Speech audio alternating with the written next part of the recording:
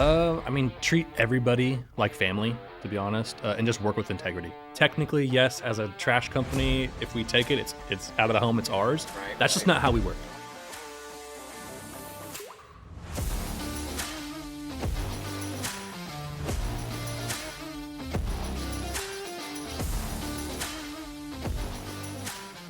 Welcome back to the Cashflow Podcast, the podcast where we talk about turning properties into profits. I'm your host, Jayson Yoss. And before we get to today's guest, I want to take a minute to thank our sponsors.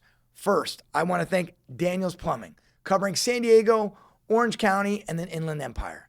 I also want to thank Rainforest Plumbing, Heating, and Air, covering all of the Phoenix Valley. Without their support, we couldn't put this on. Thanks, guys. Now to my guest, Byron Maxwell, J&B Solutions. Thanks for being on. Yeah, no, thank you for having me. I appreciate it. Hey, man, look, the number one thing I got to get done here is I got to make sure I look as good as you when I'm in the podcast. So what are my tips, man? You look great, man. brother. I paid you to say that. No, man, honestly, it's awesome to have you on. All right. You and I get to talk a lot about the real estate industry because we are kind of affiliates and we're supporters of real estate agents, property managers, lenders. So I appreciate you coming on. Talk to me about J&B Solutions. How long have you been doing this? How'd you get started? Yeah. You mean I didn't just wake up one day and want to be a trash man? I thought that was exactly what you did. Oh, yeah, well, you caught me. So J&B Solutions, we are a junk removal, dumpster rental, and construction site clean company. That can be as simple as I need a refrigerator gone from a property to a full business or estate clean out. We do residential and commercial. How do we get into it? How long you been doing it? Oh, sorry. About 5 years now. Going into our 6th. Nice. Yeah. And yes, how, again, not wanting to wake up as a trash man, how did you end up, in this business? Yeah, it's funny. I kind of fell into it, to be really honest. I used to work in finance, so every day I wore a suit. And you don't wear a suit anymore? No, now it's boots, and I go to the dump. I worked in finance. I wasn't super excited about the firm I was with or the people that I was surrounded with. I loved helping people. I truly loved helping people. And I had pivoted over to the insurance side. From there, my brother-in-law had a concrete company, and J&B started with a partner. It's now just me and the crew that we have. But the J was a veteran. So we got a DVBE certification in the state of California, which just allows us to get bid preference on state municipal jobs. Yep. So we wanted to be street sweeping, and it was COVID. So every project was 9 months, 12 months, or just completely canceled. And I had already quit my job, and we had a kid. I needed to make money, so I think TikTok one day showed a dump trailer and some junk removal guys. Yeah. I said, let's just buy one and see how it goes. And honestly, it took off. I fell in love with the trash and fell in love with just genuinely helping residential clients and our real estate agents, property managers. And we sold our street sweeping side, and now we're full-fledged trash. You know what? There's nothing wrong with being full-fledged trash, especially let's talk about it. You gave up the corporate world, finance, which everybody talks about, you're going to make tons of money for something that now you're being fulfilled and you're getting to help people. Did you have a mentor? Who helped you on this journey? Because I'm sure it couldn't have been easy making that transition. Yeah, it wasn't. I mean, my wife is a huge pillar in my life. Shout out. So, she has the hard job. She stays home with our kids all day long. Nice. I get to do great things like this every day. Nice. But no, my brother-in-law was huge. I've had some good close friends who have some established businesses, so bouncing ideas off of them was always wonderful. But I didn't come from money. It was really, my dad just taught me to grind. Yeah. You talked to me about running your own business, starting it, what the idea was, but what's the philosophy behind it? Behind J&B, what's your business philosophy? Treat everybody like family, to be honest, and just work with integrity. Those are our two biggest things. Do you think that you get calls on a regular basis where you're like, we're not doing that? Moving. I won't do moving. You're we're trash removal. Yeah, we like to just take it and get rid of it.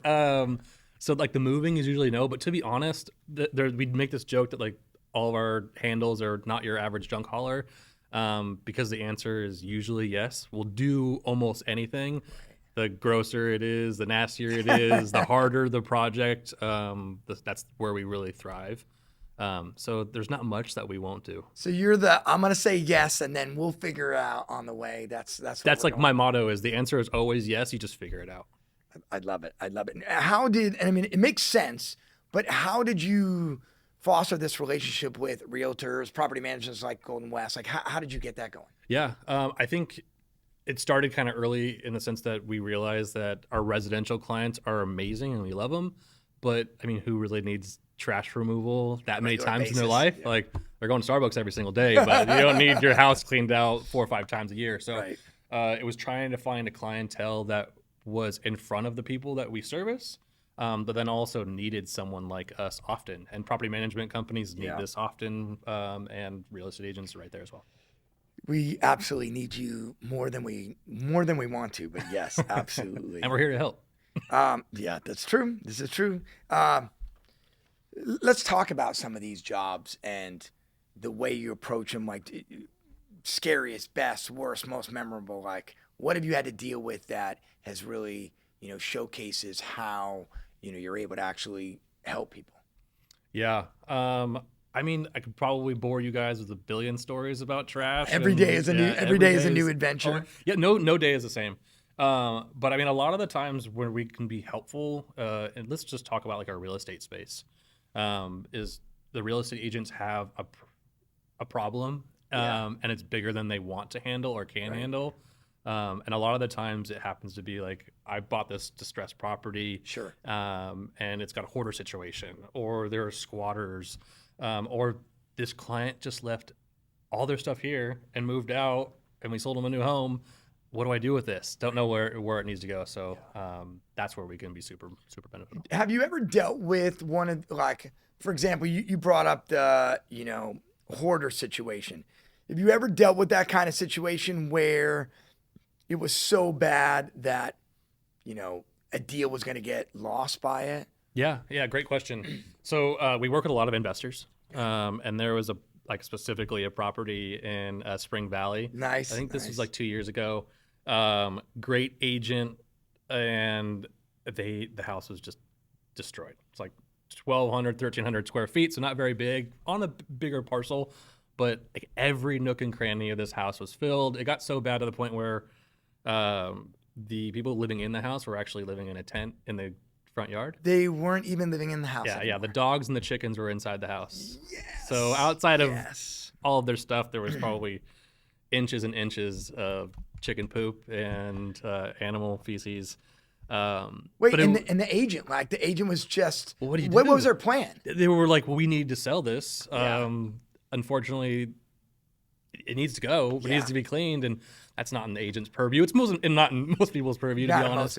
But that's the stuff where I think we love, not because it's gross and dirty, but our team is equipped to handle things like that. And then, like, where do we go? Where does that stuff need to be diverted to? It's not something the agent could do on their own. No, I mean, you could, but it's going to take you a really long time, and it's disgusting. So, like, that's like hazmat, PPE, stuff, things like that. So, how much had to go? Like, in my mind, I have this picture of like 3 to 5 inches of feces in a house and tents and stuff scattered on the lawn. Like, is that one dumpster? Is it two? Like, how does that look? Good question. So remember, it's a 1,300 square foot home, and we got rid of 4 40-yard dumpsters, as well as a couple dump trailers worth of like metal. Oh, a couple cars. So like, it's like another area like I think we thrive to is like when people are like, what do you do with cars? Right. And we've got connections of people. How do we get rid of a car that either A, doesn't have a title, or does have a title, or a trailer? Yep. We've done that where we've demoed fifth wheels and trailers in Hamul, and how do you get something off my property? So like the cooler, the more fun, we love. I had that same story of the cars and trailers out in East County where it's like no title, no nothing. What do we do? And, as a property manager trying to figure this out, I had no clue. So it's fantastic that you have the expertise. Start to finish. How long did it take from the agent calling you for you guys are like, okay, it's done, here you go? Yeah, so agent called us. I walked the property that same exact day. They didn't need us out until a couple days, so let's just say it was a Thursday, got on property on Tuesday, it was done by Thursday. 48 hours. So a week from the very first phone call, and only because a couple days they didn't need me. But within 48 hours, that whole entire property was cleaned. That's amazing. For that much nonsense at a property. Yeah. And then that saves the day. The agent's able to then go in and get their client the sale or offer from an investor. Boom, off we go. Yeah. And I think what helps too sometimes is we're not like, no offense to mom and pops. Mom and pops are great. We started with one trailer and a truck. Right. But we've expanded to more that we can bring our own dumpsters and we can efficiently and effectively move the stuff out in a quick amount of time rather than trying to take one trailer load and there's a one guy or maybe a 1 or 2 man crew. Right. We can bring a handful of people to fix stuff like the this. The fact that you could be there the same day and then be prepped like, hey, I'm ready when you are. Oh, we'll wait 2-3 days before you're ready. Okay, now you're ready. Boom, 48 hours, you're done. That's a testament to how much of a tool you are for an agent or property manager's toolbox. Appreciate that.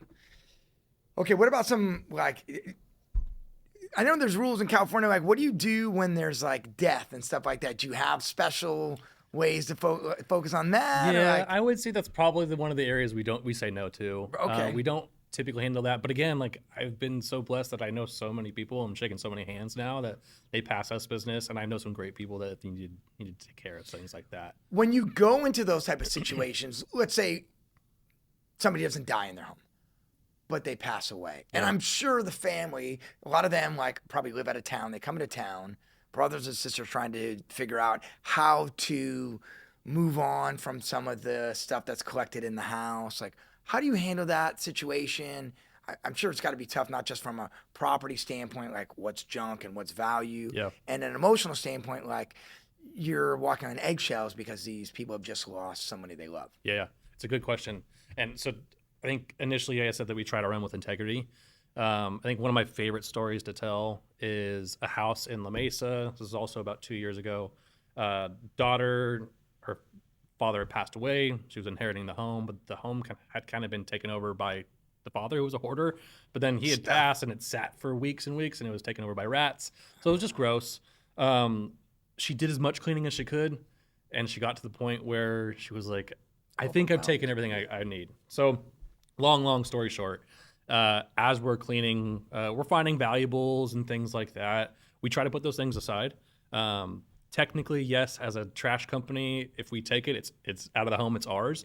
That's just not how we work. Sure. So as we're doing this job, I found cases and jars and books stacked with cash and coins.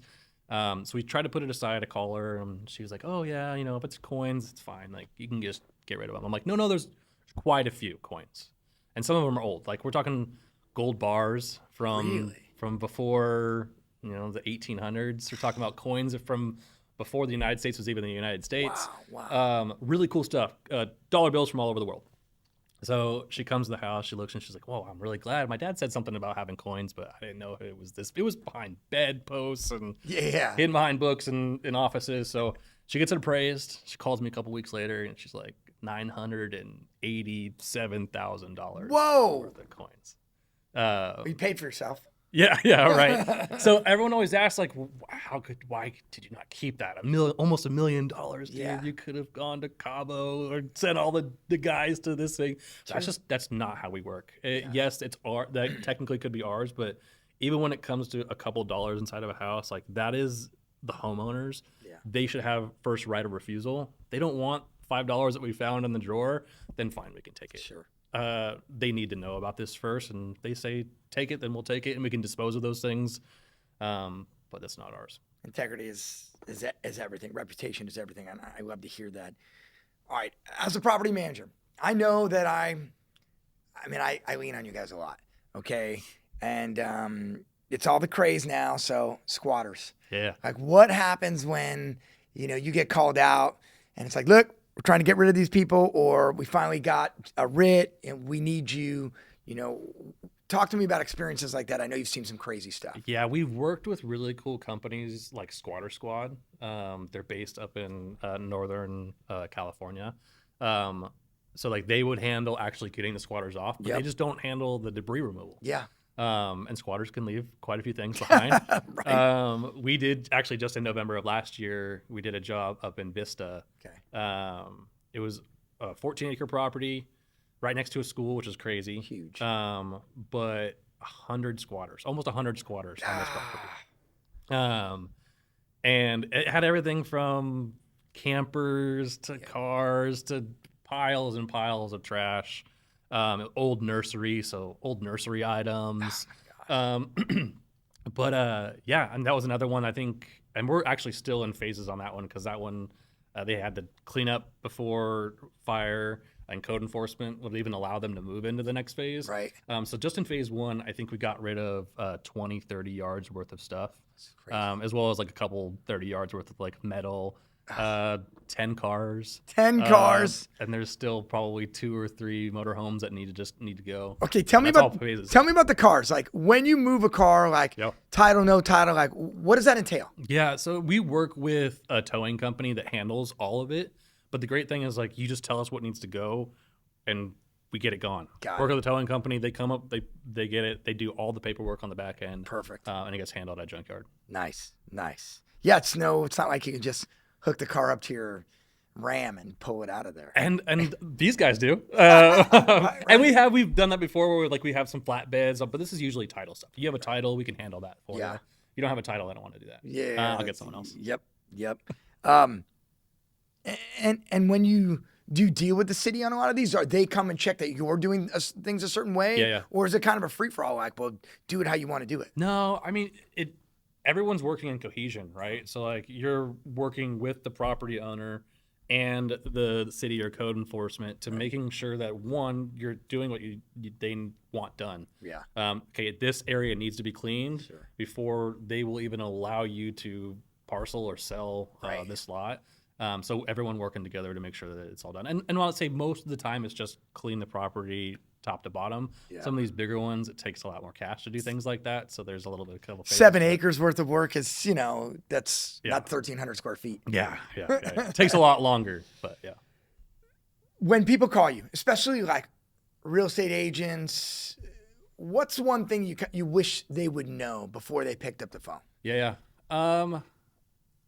I mean, we try to work as fast as possible. And the answer, like I said, is always yes. It's always a dumpster fire when they call you, though. This is the most important thing ever. That's usually Byron, the I need you now. I need you yesterday. Yeah. Why can't you have this done now? But I think that's the blessing of having a larger crew is getting there same day is not an issue most of the times. And definitely within 24 to 48 hours and completing your project is not hard. But I just wish that if they knew that they gave us a little bit more time, I think it would alleviate some stress on their end. Yeah. Because they're stressed when they call us, like, oh my gosh, we have the trash still.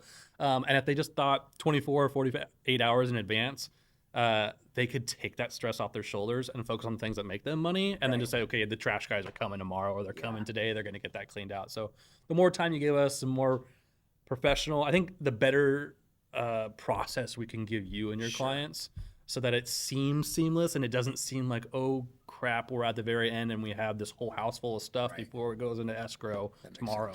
That makes sense. Yeah. In general, in your industry and this market as a whole, what's probably the biggest challenge you're facing today? I mean, regulations are always really hard, especially in California. I mean, running a legitimate business that has general liability, that has commercial auto insurance, that is paying employees, workers' comp. Has workers' comp, is dumping items in the right location, not that's a just good on one. the street. You don't go alleyway dumpster drop. Yeah, I don't want this refrigerator. It goes on the side of the road. Awesome. Yeah, no, I think that's like the biggest thing is trying to find companies that are doing things legitimately. Yeah. And staying on top of California as well. They don't make it easy when you got diesel trucks on the road, and now it's $8 in LA and over $5 here. I mean, things like that. Yeah. There's always another company that will do it cheaper, won't be licensed, won't be bonded, one guy. But then you're subject to, Joe Schmo who just came in the house, and did they break a window? Did they scratch the wall that you now are, having to fix right before escrow tomorrow? Are they gone and you can't find them again? Exactly. Where are these items going? Can you trust them to come into your house that needs to be half cleaned out? Yeah. Hey, I need this half to stay because the old property owner still is going to take this stuff, but I need this stuff to be gone. Yeah. Oh, so sorry, it's all gone. Yeah. How do you trust and make sure that what you're doing is the most, I get eco-friendly as well. Like, we recycle about 45% of the material that we take. And that's because we make sure that things that have cables go to recycle centers and not the landfill. If it's paint or oil, it goes to recycle centers. If they're mattresses, they get recycled. If it's dirt, concrete, asphalt, or aggregate, it goes to the right place. It doesn't go to a landfill. Yeah, OSHA probably cares about what goes where. Yeah. I want to make sure that our battery acid isn't leaking into our water system, and my kids can have clean water in the future. With just owning a business, and now having done it for a couple years, when you take a look back, if I was going to say, hey, let me get the time machine out, put you in it, you can rewind right when you were taking off that wonderful corporate suit. What's one lasting piece of advice that you would give to yourself when you're starting out? Baby Byron, here's what I'm telling you to do. Faith is really important to me, to be honest. I wish I would have trusted in God more and just leaned on him. I think it would have taken away a lot of stress and anxiety in some situations, but then also given me a lot of clarity in some of the other areas. I'm like, where do I go from here? What do I do? And alleviated some of that stress. I love it. It's such a great story to hear, and nothing against corporate America, but absolutely amazing to be able to say like, hey, I took off the suit. I got out of the corporate rat race. I opened my own business. I'm able to focus on my clients, my family, my faith. It's great. Yeah. I've never been happier, and I would have never thought that it would have been all centered around trash. All centered around trash. Byron Maxwell, everybody, J&B Solutions. Thank you so much, brother. Appreciate it. For everybody else, thank you for tuning in to the Cashflow Podcast where we talk about turning properties into profits. I'm your host, Jayson Yoss. We will see you next week. Thank you, guys.